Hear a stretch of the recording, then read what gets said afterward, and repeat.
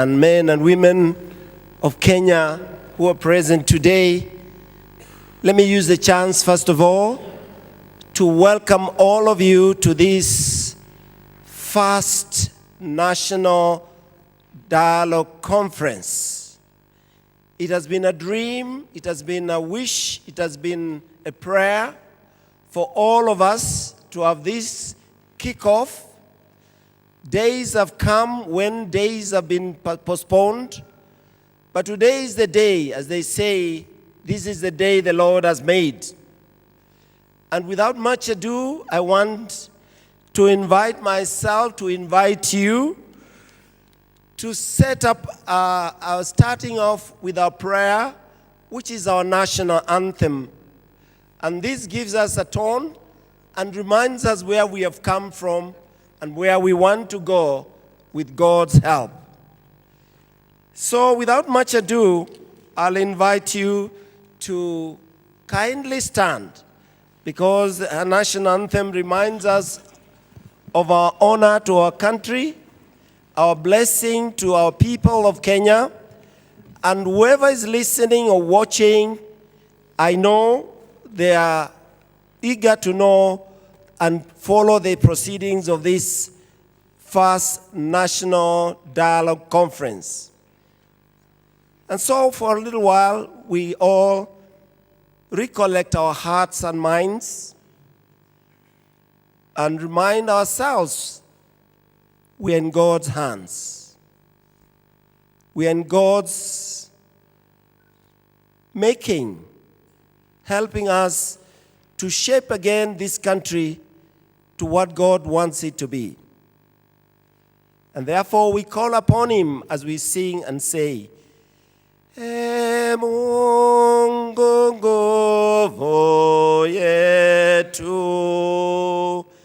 ilete baraka kwetu,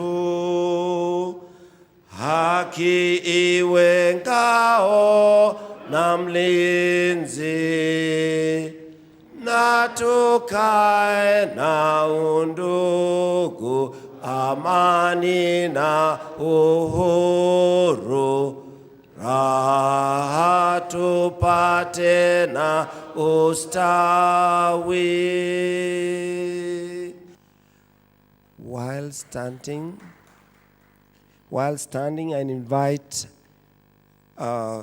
Bishop Alfred Rotich to set up us with a prayer, a devotion that makes us present again with God for a little while. Kenyans, we have been like a Tower of Babel, that each one of us wanted to go up high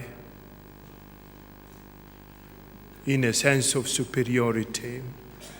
And we all want to climb, but we have no firm foundation. And because of selfishness, the Lord looked at it and then it tumbled. But we have a Pentecost, we know,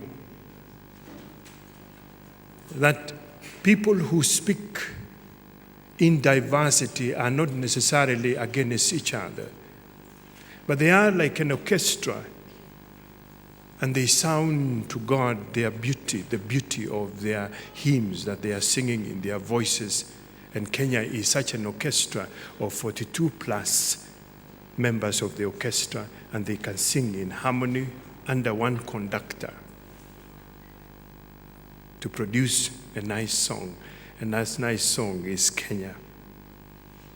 So let us move from the Tower of Babel and go to the Pentecost, so that we are given the spirit of discernment, that the Spirit of God that created us all from nothing to us beautiful beings and given us a beautiful country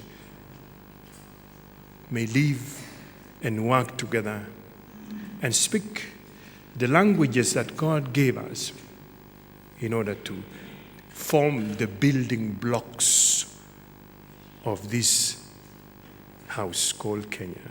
Allah is talking to us when He says that hold together in the rope that Allah has stretched for you together. You know, here we have Hindus. Mr. Varma is here. We have Christians. We have Muslims. And we must love one another. And I may start by saying, the worst of you, if you see a drunkard, a murderer, your first job is to love him. The more difficult one is the one who hates you, your enemy. You have to love him. And what is the reason? The reason is that when Allah created the whole world, He said, human being is His best creation. Can you imagine? Have we ever stopped to think about the best work that Allah has done is to create a human being? So whatever that human being does, you have a duty to love him or her, irrespective of what he does. And for those who know, have read a lot, they know that Allah loves everybody and has demonstrated that the one you despise because of his sins is the one Allah goes for with a lot of love, wanting to bring him back to the fold.